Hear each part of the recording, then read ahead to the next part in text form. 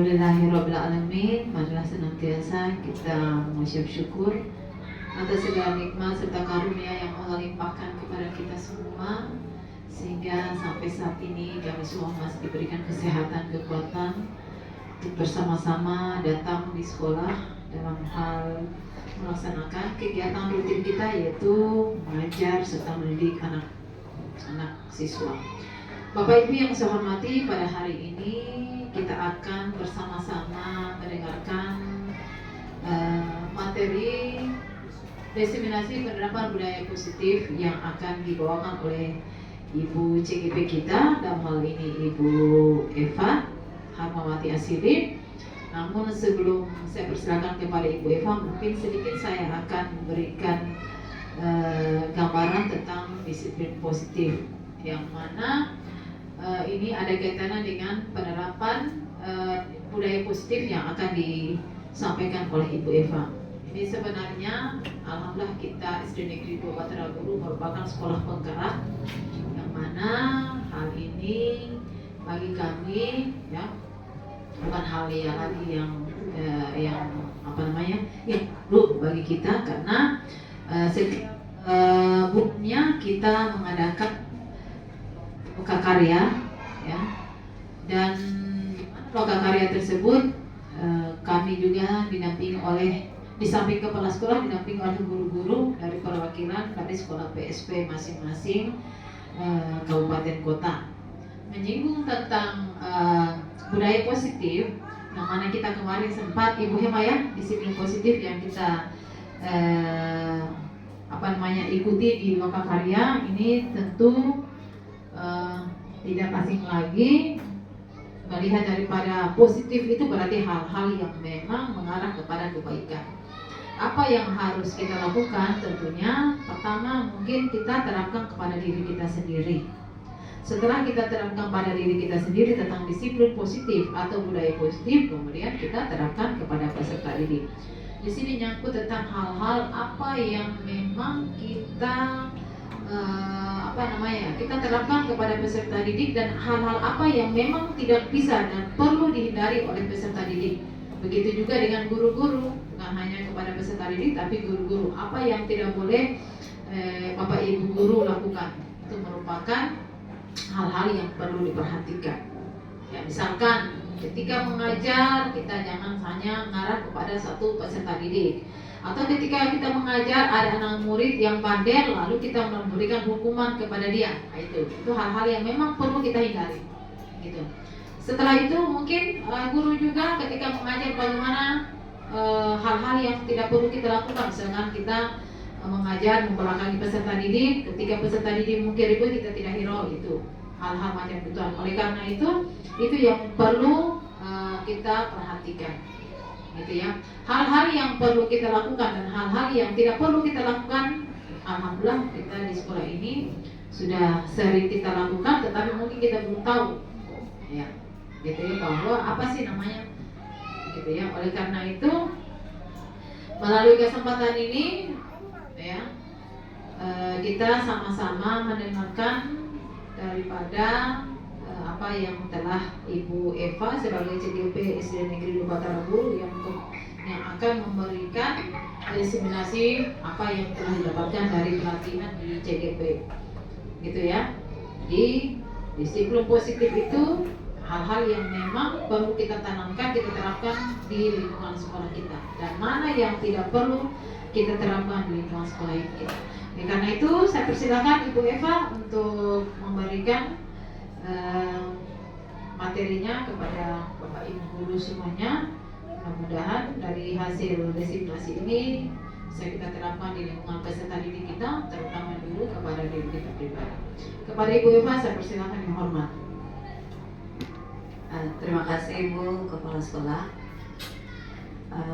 Sebelumnya yang terhormat Ibu Kepala Sekolah SD Negeri 2 Batara Guru, yang saya hormati teman-teman sekalian, Assalamualaikum warahmatullahi wabarakatuh.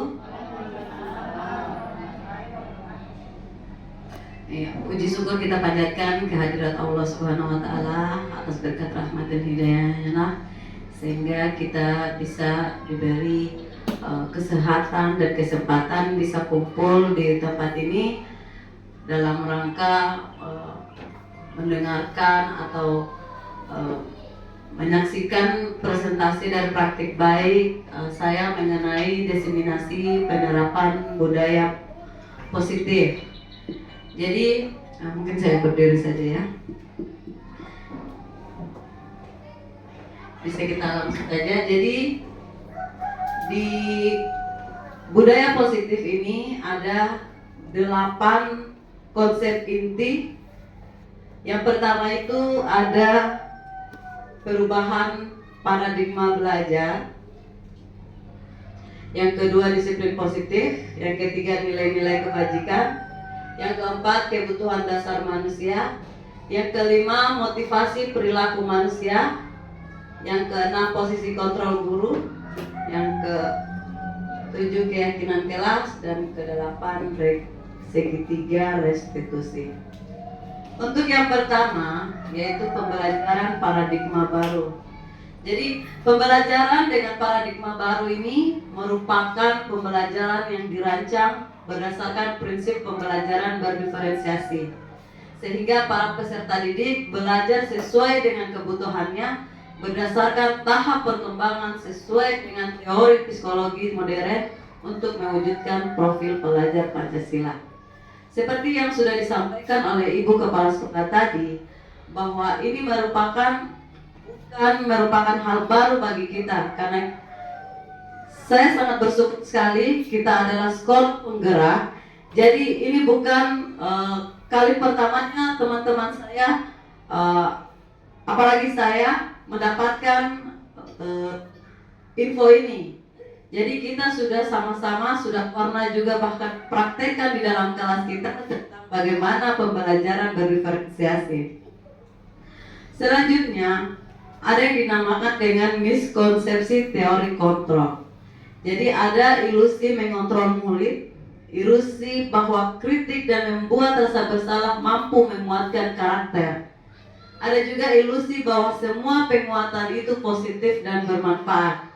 Ada juga ilusi bahwa orang dewasa berhak memaksa. Jadi yang kedua itu semua orang melihat hal yang sama. Tetapi ternyata di teori kontrol itu setiap orang memiliki gambaran yang berbeda. Iya. Yang ketiga, kita mencoba mengubah orang agar berpandangan sama dengan kita. Di teori kontrol itu kita berusaha memahami pandangan orang lain tentang dunia. Yang keempat, perilaku buruk dilihat sebagai suatu kesalahan. Di teori kontrol, semua perilaku memiliki tujuan. Terus di stimulus respon, orang lain bisa mengontrol saya. Hanya Anda yang bisa mengontrol diri Anda. Hanya kita sendiri yang bisa mengontrol diri kita sendiri. Di stimulus respon, saya bisa mengontrol orang lain. Anda tidak bisa mengontrol orang lain. Pemaksaan ada pada saat rujukan gagal. Teori kontrol, kolaborasi dan konsensus menciptakan pilihan-pilihan baru. Dan yang terakhir, model berpikir menang atau kalah. Di teori kontrol itu model berpikir menang dan menang. Selanjutnya, mengenai disiplin positif. Jadi disiplin itu berasal dari kata disiplina, yang artinya belajar. Disiplin mengacu pada disiplin diri yang memiliki tanggung jawab terhadap apa yang dilakukannya berdasarkan nilai-nilai yang diyakini. Disiplin positif merupakan salah satu cara penerapan disiplin yang bertujuan untuk menambahkan kesadaran serta memberdayakan peserta didik tanpa imbalan penghargaan atau rewards, ancaman atau hukuman. Jadi bisa dilihat di sini bahwa sebagai pendidik, tujuan kita adalah menciptakan peserta didik yang memiliki disiplin diri sehingga mereka berperilaku mengacu kepada nilai-nilai kebijakan universal dan memiliki motivasi intrinsik dalam perubahan perilaku ke arah yang lebih baik. Selanjutnya, nilai-nilai kebajikan. Nilai-nilai yang disepakati bersama lepas dari suku bangsa, agama, bahasa, dan latar belakangnya. Jadi di sini ada contoh-contoh nilai kebajikan institusi atau organisasi. Pada profil pelajar Pancasila kita sudah ketahui, sering juga kita menyanyikan di dalam kelas. Ya. Jadi profil pelajar Pancasila itu ada beriman dan bertakwa kepada Tuhan Yang Maha Esa dan berakhlak mulia, berkebinekaan global, gotong royong, mandiri, kreatif, dan bernalar kritis. Nah, ini sering pernah kita menyanyikan. Mungkin bisa sama-sama kita menyanyikan dulu. Oke, sama-sama. Pelajar Pancasila beriman dan bertakwa pada Tuhan Yang Esa dan berakhlak mulia, berkebinekaan global, gotong royong, mandiri, kreatif, dan bernalar kritis. Ya. Jadi kalau profil pelajar Pancasila ini sudah kita istilahnya sudah hatamkan ya, karena sering juga kita sering menyanyikan dalam kelas. Tetapi bagi saya untuk Ibo Primary Youth Program ini atau PYP dan keterampilan hidup dalam kurung life skill ini baru juga saya dapatkan.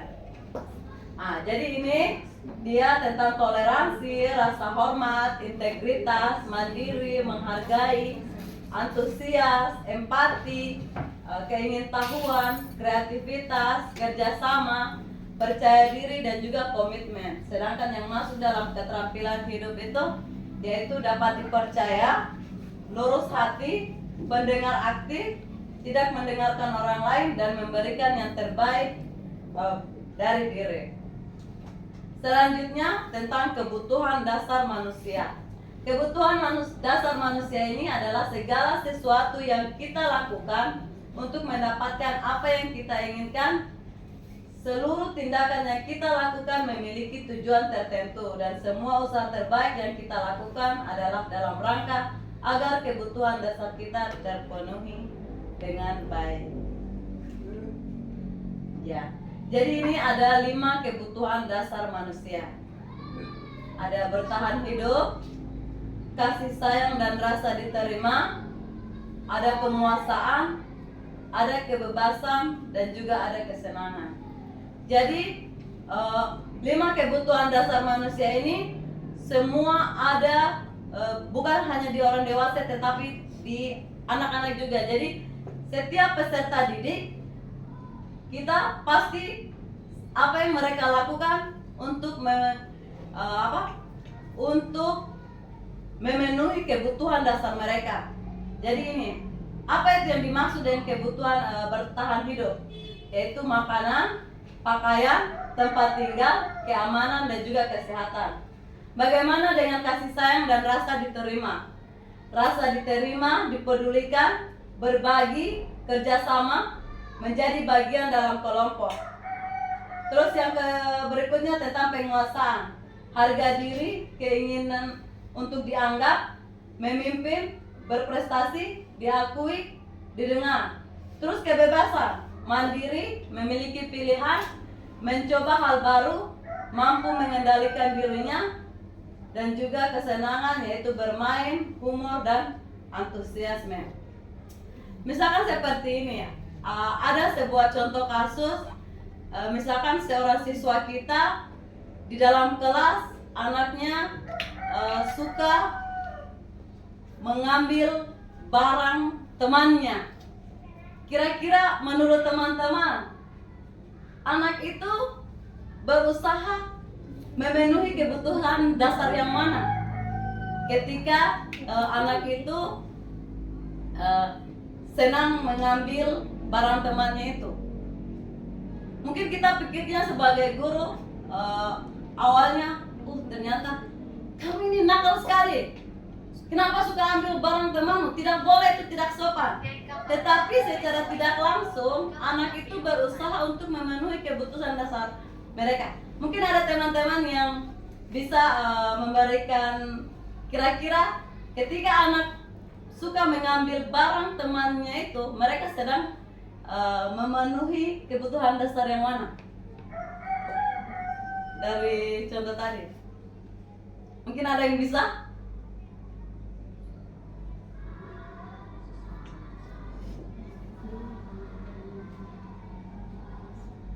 Gimana?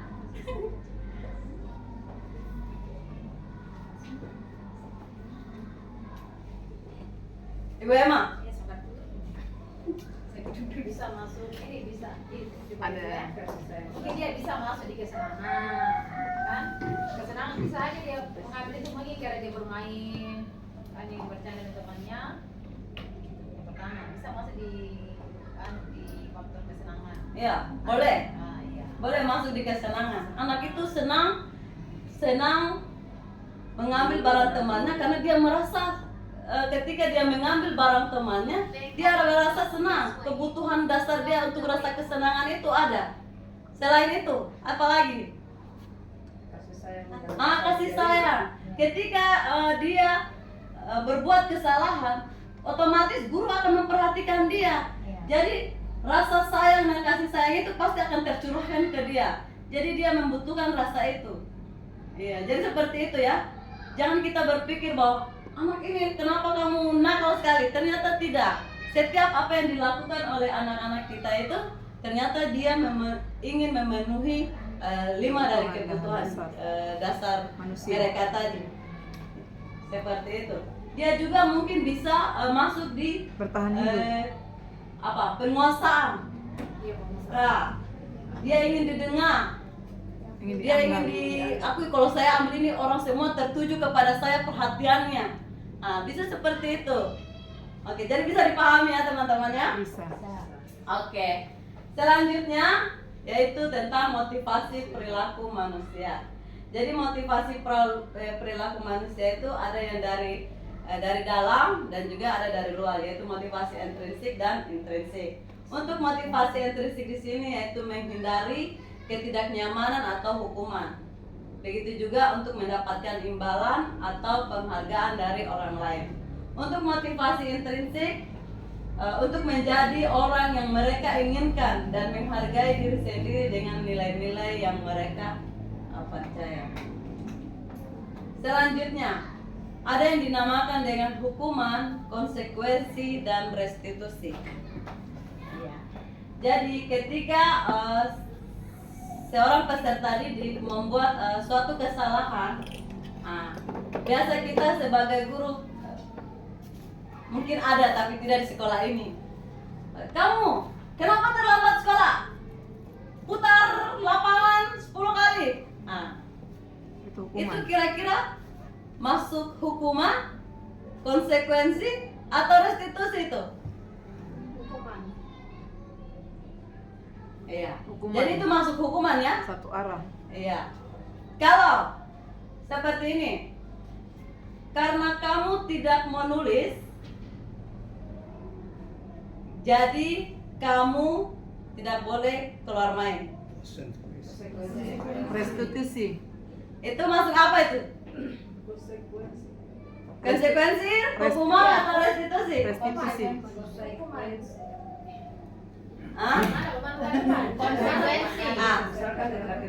Kamu tidak Konsekuensinya apa? menulis, jadi kamu tidak boleh istirahat. Sebab akibat. Sebab akibat. Restitusi. Konsekuensi masuk ke konsekuensi karena sebab akibat. Iya. Bagaimana? Ibu? Ibu apa? Restitusi. Kalau konsekuensi kecuali sudah ada Kesepakatan. Sudah ada kesepakatan awal Iya. konsekuensi. Itu kan sudah ada kesepakatan. Langsung Iya. ada diberikan hukuman. Karena dia mau selesai. Tugas yang belum sudah ada. Tugas harus selesaikan. Kan tugas salah tugas ada. Sabar dulu, di dalam kelas ini sudah Iya. ada kesepakatan kelas atau belum? Tes nggak ada. Kan belum. Maka dari itu, kira-kira masuk apa ini? Restitusi. Konsekuensi. Konsekuensi. Kalau sudah karena tugas adalah tanggung jawab. Nah. Iya. Jadi itu masuk konsekuensi ya. Ya. Iya. Tepuk tangan. Tepuk tangan. Jadi yang termasuk hukuman gini tidak terencana dan tiba-tiba murid tidak tahu apa yang akan terjadi atau tidak dilibatkan, bersifat satu arah, berupa hukuman psikis atau fisik. Terus konsekuensi terencana disepakati sesuai aturan, murid dibuat tetap tidak nyaman, sikap guru selalu memonitor murid. Oh, ada memang. Terus restitusi, proses menciptakan kondisi bagi murid untuk memperbaiki kesalahan. Proses kolaboratif yang mengajarkan murid untuk mencari kesalahannya sendiri. Selanjutnya, ada yang dinamakan dengan 5 posisi kontrol guru. Ya. Jadi, sebagai bebas belum lanjut. oke. Coba balik yang kedua yang berikut ya. Ini. Ada berarti kita jangan kita sampaikan dengan murid konsekuensi, kita sampaikan itu restitusi. Restitusi, iya. Itu yang bagus kita lakukan di pada saat proses belajar mengajar apapun kan, karena kalau restitusi biar kita untuk mengubah yang dia sudah Negatif menjadi positif. kita coba kembali dan iya. Iya. Jadi kita sampaikan ke murid jangan konsekuensi kan kembali sebagai konsekuensinya anak-anak harus begini, berarti jangan lipat konsekuensi sekarang pakai restitusi. Ah, Bu. Sebentar. Sebentar Pak Rono. Toh, Tidak. Sebentar kita akan Tergantung anunya apa? tergantung konteks. Konteks. Tidak. menarik sekali. Tetap dibagi dua apa terpakai dua-duanya. Sekarang Digunakan. kalau sekarang tidak bisa lagi hukuman dengan konsekuensi, tetapi kita pakai restitusi karena kurikulum merdeka. Iya. Sebentar kita akan Tapi kan semua ada sebab akibatnya. Tapi sekarang terbaik, yang terbaik sekarang restitusi. Ada kata-kata kan sekarang hukuman Hukuman bagaimana dulu? Pulangkan hukuman sama ada Iya, hukuman. masa hukuman tidak Sama boleh? yang kemudian bisa hukuman. belajar itu Tetap ada hukuman. Nah, sekarang Ya, beda. hukuman apa bagaimana? Masih Ini menarik sekali, restitusi. menarik. Apa? Oke. Masih restitusi. Oke, lanjut. Sebentar baru kita akan bahas kembali. Ini menarik sekali, ini menarik. Iya, lanjut. Oke. Lanjut lah. 5 posisi kontrol guru. Jadi kita sebagai guru ada 5 posisi kita yang harus dikontrol. Yang pertama yaitu guru sebagai penghukum, guru sebagai pembuat rasa bersalah, sebagai teman, sebagai pemantau, dan sebagai manajer. Jadi kita bisa merefleksi diri. Di mana posisi Kira-kira kita? kita ini posisi kita sekarang ini sebagai guru yang bagaimana? Manajer. Saya jujur semuanya. Masih semua. Ada menjadi teman. Apakah sebagai seorang penghukum, pembuat rasa bersalah, teman, pemantau, atau manajer? Iya. Ini adalah penghukum. Ini pembuat rasa bersalah. Berapa kali ibu bilang, ibu harus memberitahu kamu. Kamu selalu mengecewakan ibu. Kita membuat anak Rasa bersalah. rasa bersalah. Iya, tidak baik Nah, berarti. ini adalah pembuat rasa bersalah. Terus, Teman. sebagai teman, ayo dong ikuti aturan sekolah. Tolong bantu ibu sekali ini. Ya sudah, tidak apa-apa. Lain kali jangan sampai berbuat seperti ini lagi ya. Nah, itu sebagai teman. Sebagai pemantau, kamu sudah melanggar peraturan sekolah. Kamu tahu konsekuensinya. Setelah upacara, kamu beli atributnya ke koperasi dan jangan diulangi lagi. Itu pemantau. Terus sebagai seorang manajer, apakah kamu tahu kesalahanmu? Kira-kira bagaimana kamu akan memperbaiki kesalahanmu? Jadi bagaimana kita membuat anak itu menyadari akan kesalahannya. Jadi itu adalah seorang posisi kontrol guru sebagai seorang manajer. Selanjutnya ini, kira-kira ini, saya kecewa sekali dengan kamu. Kira-kira posisi kontrol apa ini? Buat merasa bersalah. Saya kecewa sekali dengan kamu. Iya. Kalau yang ini, Teman. kamu tidak pernah benar melakukannya.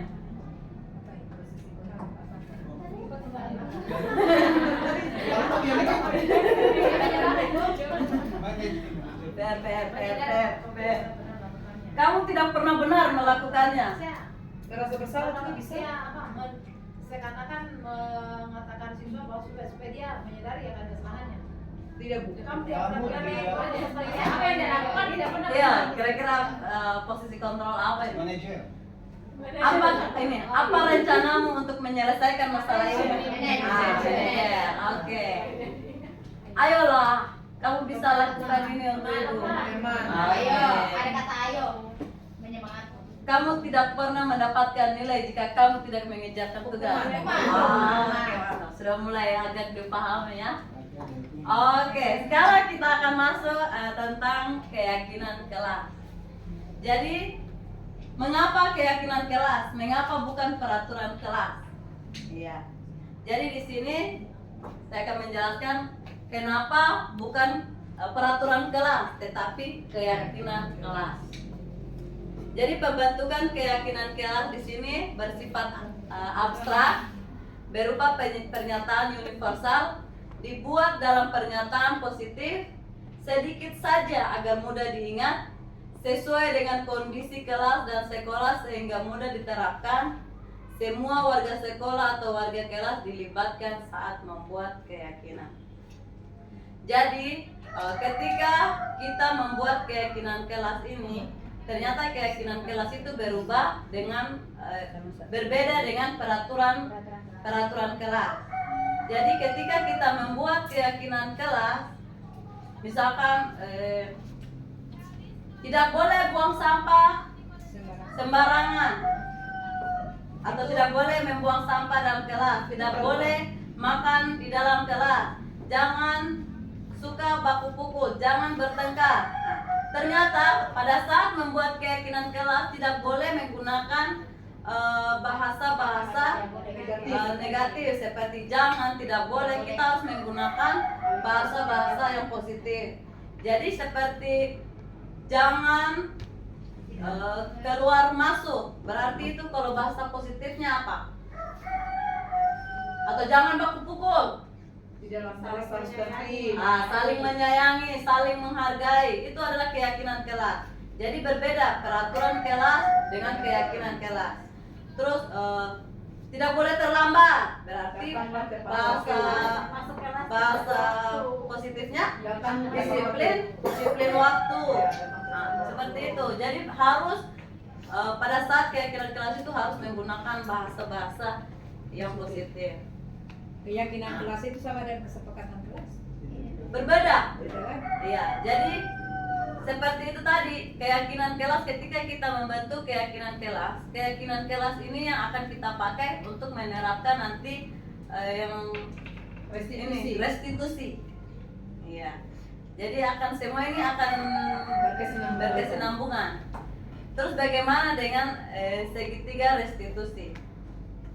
Apa itu segitiga restitusi? Jadi segitiga restitusi di sini yaitu suatu proses dialog yang dijalankan oleh guru agar dapat menghasilkan murid yang mandiri dan bertanggung jawab. Jadi kita berdiskusi dengan siswa kita. Terus bagaimana tahap-tahap segitiga restitusi ini? Ada yang pertama yaitu menstabilkan identitas, yang kedua validasi tindakan yang salah, dan yang terakhir ini yaitu menanyakan keyakinan. Ketika kita sudah membuat keyakinan kelas kita di dalam kelas, jadi ketika anak-anak membuat suatu kesalahan, kita bisa memanggil anak tersebut, kita akan melakukan segitiga restitusi ini. Nah, bagaimana caranya? Oke. Pertama yaitu menstabilkan identitas. Berdasarkan prinsip, membuat kesalahan adalah bagian dari proses pembelajaran. Nah, kita bisa sampaikan kepada anak itu, nah, berbuat salah itu wajar. Tidak ada manusia yang pernah sempurna. Tidak ada manusia yang tidak pernah berbuat salah. Seperti itu. Ibu juga pernah melakukan itu. Jadi kita menstabilkan dulu identitas anak ini. Maksudnya kita angkat dulu. Dia punya perasaan. Kan ketika anak dipanggil oleh guru itu pasti anak tersebut pasti rasa takut di dalam diri anak itu pasti ada. Nah, terus kenapa kamu tahu kenapa ibu memanggilmu? Terus tadi bu begini. Nah, kita angkat dulu dia, kamu berhak merasa begitu. Kamu mungkin melakukan itu karena ada penyebabnya seperti itu. Jadi kita menstabilkan identitas dulu anak tersebut. Selanjutnya kita validasi tindakan yang salah. Apa itu validasi tindakan yang salah? Yaitu berdasarkan prinsip setiap perilaku berupaya memenuhi suatu kebutuhan tertentu. Kebutuhan yang mana? Yang tadi, yang lima tadi, kebutuhan dasar tadi. Iya. Contoh di bahasanya seperti apa ini? Kamu pasti punya alasan mengapa melakukan hal itu. Padahal kamu bisa melakukan hal yang buruk lagi. Kamu patut bangga karena telah melindungi sesuatu. Kamu melakukannya untuk mempertahankan sesuatu yang penting bagi kamu. Setelah kita sudah validasi tindakan yang salah terhadap anak tersebut, terus kita menanyakan keyakinan tadi. Nah, berdasarkan teori kontrol bahwa pada dasarnya kita termotivasi secara intrinsik dari dalam siswa tersebut. Jadi kita tanya kepada anak tersebut, kamu tahu kan apa keyakinan kelas kita? Nah, jadi kita itu ternyata keyakinan kelas itu tidak pada saat tahun ajaran baru kita sudah buat kesepakatan kelas atau keyakinan kelas, terus kita tinggal pampang di dalam kelas, tidak lagi pernah kita singgung-singgung. Ternyata itu salah. Setiap kita mau memulai suatu proses pembelajaran, keyakinan kelas atau kesepakatan kelas itu kita angkat dulu. Anak-anak, kamu tahu kan kesepakatan atau keyakinan kelas kita? Nah, kita sebutkan dulu sama anak-anak supaya dia tahu, oh ternyata tidak boleh seperti ini. Oh, harus saling menghargai, harus disiplin waktu. Jadi anak itu akan tumbuh dalam diri mereka tentang keyakinan kelas ini. Jadi pada saat mereka berbuat kesalahan, kita ingatkan kembali. Kamu tahu tidak apa keyakinan kelas kita? Keyakinan kelas mana yang telah kamu langgar ini? Itu sudah masuk segitiga restitusi. Bagaimana contohnya? Jadi saya akan memperlihatkan contohnya. Kemarin saya sudah praktek bersama peserta didik kita.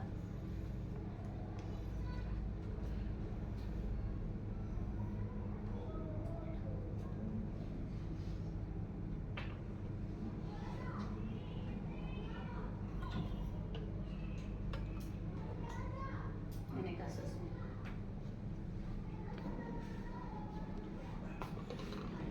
Siswa kerap terlambat masuk ke kelas setelah jam istirahat.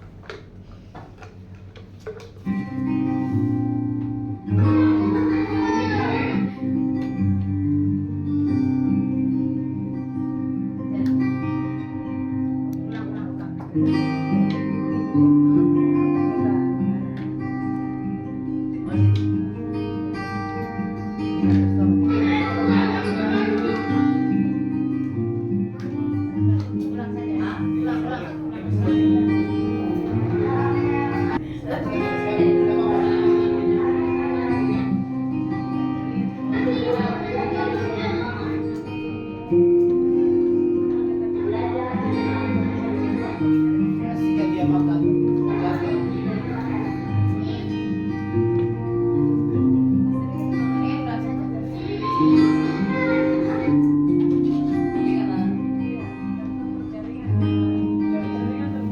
Jaringan tertutup. Ulang-ulang juga. Ulang. Tidak sampai materi.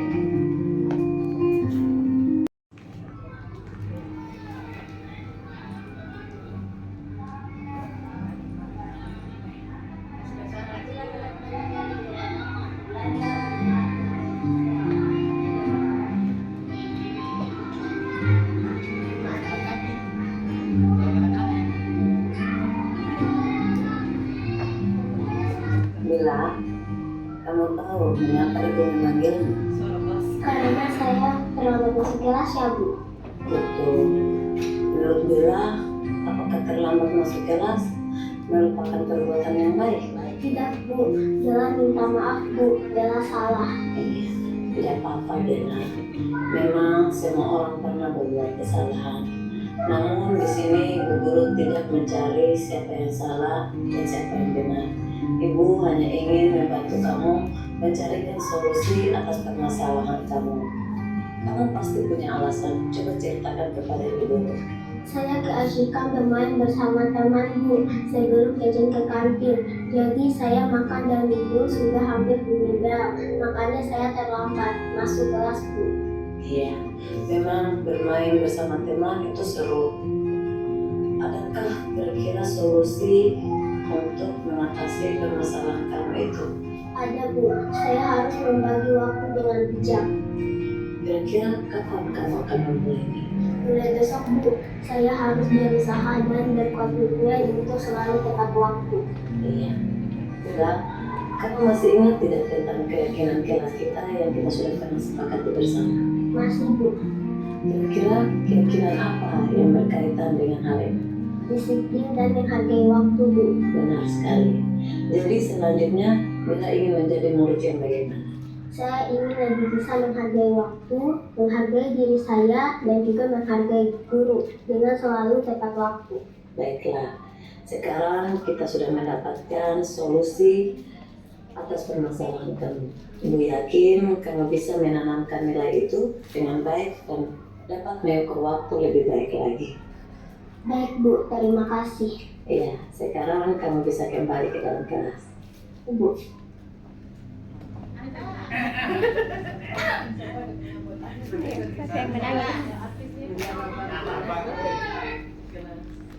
Selanjutnya ada kasus 2.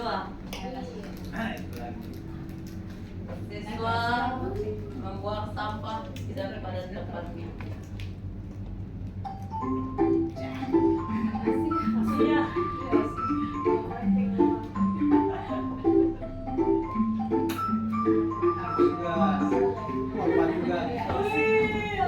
Iya, Bu. Bu Guru tadi mendengar laporan dari teman-temanmu. Sebenarnya ada apa? Saya membuang sampah sembarangan Bu. Menurutmu, membuang sampah sembarangan itu sebuah masalah apa tidak? Masalah Bu. Baiklah, di sini Bu Guru tidak ingin mencari kesalahan karena terus terang kesalahan itu semua manusia pernah melakukan kesalahan. Ibu Guru di sini hanya mencarikan solusi terhadap apa permasalahan kamu. Iya Bu. Ya. Bu Guru tahu kamu pasti senang melakukannya, tapi juga merugikan orang lain dan juga merugikan sekolah. Sekarang kamu dalam masalah. Iya Bu. Iya. Mari kita ingat kembali keyakinan kelas kita. Keyakinan kelas mana yang kamu belum lakukan? Menjaga lingkungan kelas dan sekolah Bu. Iya. Dalam hal ini kamu merasa senang, tapi apakah itu sudah melakukan keyakinan kelas? Iya Bu. Bukan. Jadi mulai sekarang kita harus selalu mengindahkan keyakinan kelas dan sekolah kita ya, supaya untuk memperbaiki kesalahanmu, apa kira-kira yang akan kamu lakukan? Saya akan memastikan lingkungan dan kelas saya kotori dan tidak akan mengulanginya lagi Bu. Oke, bagus. Kalau begitu, silakan kamu pergi lakukan. Iya Bu, terima kasih. Iya, sama-sama. Iya. Jadi itu adalah contoh segitiga restitusi. Saya harap teman-teman semua bisa menjadi seorang guru yang menjadi posisi manajer dan juga bisa menerapkan segitiga restitusi ini di sekolah kita. Amin. Terima kasih atas perhatiannya. Saya akhiri dengan ucapan wabillahi taufiq wal hidayah. Wassalamualaikum warahmatullahi wabarakatuh. Sekarang coba dia snack. Snacknya nanti jadi larome. Tidak ada. Oh ya sudah jam. Ya terima kasih Ibu pemateri kita pada hari ini. Ya Pakai mie. mudah-mudahan semuanya apa yang telah disampaikan oleh CGP kita akan membekas di hati kita semua dan harus kita terapkan. Karena semua tadi disampaikan, walaupun mungkin sedikit kita sudah Bapak Ibu lakukan, tetapi semakin ditingkatkan lagi. Ya, Ibu akan lihat pada saat kita observasi kembali yang kedua kali pemilu kita. Oke, terima kasih dan diakhiri dengan ucapan billahi taufiq wal hidayah. Wassalamualaikum warahmatullahi wabarakatuh. Waalaikumsalam.